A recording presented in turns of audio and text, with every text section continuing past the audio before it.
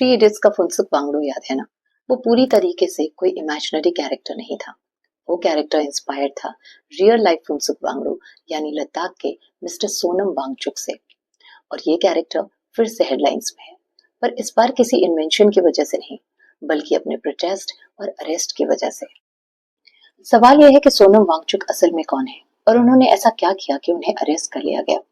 लद्दाख का एक engineer, innovator and educator जिसने सेकमॉल यानी students educational and cultural movement of Ladakh नाम का एक ऑल्टरनेटिव स्कूल शुरू किया, जिसका पर्पस था लद्दाख के स्टूडेंट्स को एक ऐसा एजुकेशन सिस्टम देना जो उनके लोकल कल्चर और एनवायरमेंट के साथ रेलेवेंट हो।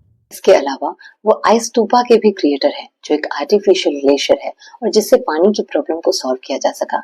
इससे वहां के लोकल फार्मर्स को ही नहीं बल्कि आर्मी को भी हेल्प हुई। इतना ही नहीं, सोल्जर्स के लिए उन्होंने इको फ्रेंडली हाउसिंग प्रोजेक्ट्स पर भी काम किया और उनके लिए solar heated eco friendly mud huts भी डिजाइन किए, जो 20 डिग्री टेम्परेचर पे भी कंपैरेटिवली गर्म रहते हैं। पर ऐसा क्या हुआ कि ये हीरो सरकार की नजरों में विलन बन गया? 2019 के बाद जब लद्दाख को यूनियन टेरिटरी बनाया गया तो सबको लगा कि अब डेवलपमेंट होगा, लेकिन धीरे धीरे एक नया फियर अनलॉक होने लगा। इसलिए वहां के निवासियों, संगठनों और सोनम वांगचुक की तरफ से भी 6 स्केड्यूल प्रोटेक्शन की मांग शुरू हो गई। 6 स्केड्यूल इंडियन कॉन्स्टिट्यूशन का वो सेक्शन है जो नॉर्थ ईस्ट के ट्राइबल एरियाज को ऑटोनॉमी और सेल्फ गवर्नेंस का राइट देता है, जिससे लोकल्स अपने रिसोर्सेज, लैंड और जॉब्स पर खुद डिसीजन ले सकते हैं और उनकी कल्चर, लैंग्वेज और एनवायरनमेंट लीगली प्रोटेक्टेड रहती है। इसके अलावा लद्दाख के लिए स्टेटहुड, ताकि उनका अपना लेजिस्लेचर हो, ज्यादा पॉलिटिकल पावर्स हो और लोकल अफेयर्स पर ज्यादा कंट्रोल हो। लेह और कारगिल के लिए अलग अलग लोकसभा सीट्स की भी मांग थी, ताकि पार्लियामेंट में उनकी डायरेक्ट रिप्रेजेंटेशन हो और उनके कंसर्न्स पे फोकस हो सके। लोकल्स जॉब्स और सेपरेट पब्लिक सर्विस कमीशन की भी मांग कर रहे थे, क्योंकि उन्हें डर था कि उनकी जॉब्स बाहर के लोगों को मिल जाएगी और वहां की यूथ अनएम्प्लॉयड रह जाएगी। नौकरियों की रिक्रूटमेंट प्रोसेस में लोकल्स को प्रायोरिटी मिले और एक जॉब सिक्योरिटी फ्रेमवर्क भी बनाया जाए, जिससे वहां की यूथ को एम्पावरमेंट मिले। इन सभी मांगों के लिए लद्दाख में पीसफुल प्रोटेस्ट शुरू हो गए। वैसे तो प्रोटेस्ट कलेक्टिव था, लेकिन सोनम वांगचुक उसके फेस बन गए। उन्होंने हंगर स्ट्राइक्स किए, स्पीचेस दिए और पूरे भारत को लद्दाख के इश्यूज से जोड़ने की कोशिश की। वे पूरी तरीके से पीसफुल प्रोटेस्ट के पक्ष में थे और चल भी कुछ ऐसा ही रहा था। लेकिन जैसे जैसे क्राउड बढ़ी, इमोशंस भी तेज हो गए।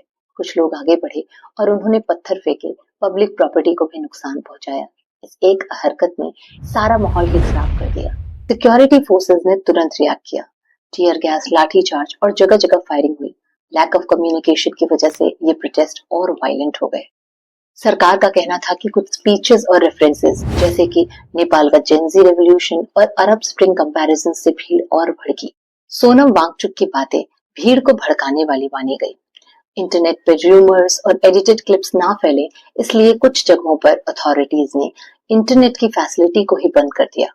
फाइनली 26 सितंबर 2025 फ्राइडे को अथॉरिटीज ने एनएसए, नेशनल सिक्योरिटी एक्ट लगाकर वांगचुक को अरेस्ट कर लिया।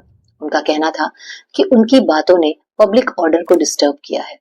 वांगचुक के एनजीओ सेकमॉल का एफसीआरए लाइसेंस यानी कि फॉरेन कंट्रीब्यूशन रेगुलेशन एक्ट, जिसके तहत एनजीओ और ट्रस्ट फॉरेन कंट्रीब्यूशन को रिसीव करते हैं, को भी कैंसिल कर दिया गया।